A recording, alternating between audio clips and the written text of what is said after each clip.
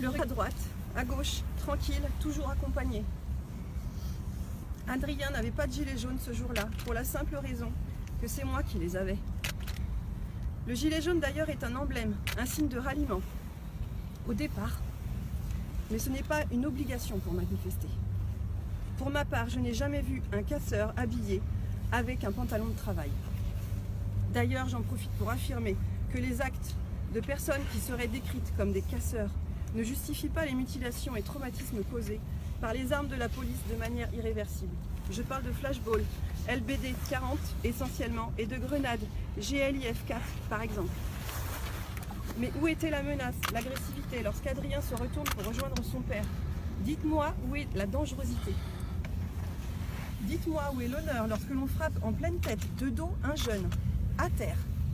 Expliquez-moi pourquoi, lorsqu'il gisait à terre, dans son sang, inconscient, secoué par des convulsions provoquées par le choc et la fracture crânienne, on continuait à le battre.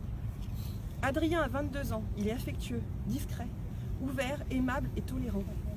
Le résultat de cette manifestation pour Adrien: fracture crânienne communicative droite, c'est-à-dire en plusieurs morceaux, avec embarrure, c'est-à-dire avec déplacement des morceaux du crâne.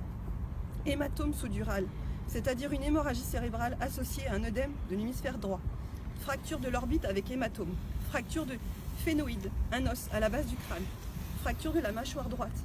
Hématome sur le tibia avec des traces de crampons encore aujourd'hui. Et douleur dans toute la colonne vertébrale, douleur dans les reins et la hanche gauche. Il a dû subir une opération en urgence avec une ouverture plus large du crâne pour évacuer l'hématome et est resté 5 jours en service de réanimation. Les scanners et IRM de contrôle ont par la suite été rassurants. Actuellement, il est sorti du service traumatologie neurologique pour retourner auprès de sa famille. On ne connaît pas encore les séquelles neurologiques, il est trop tôt.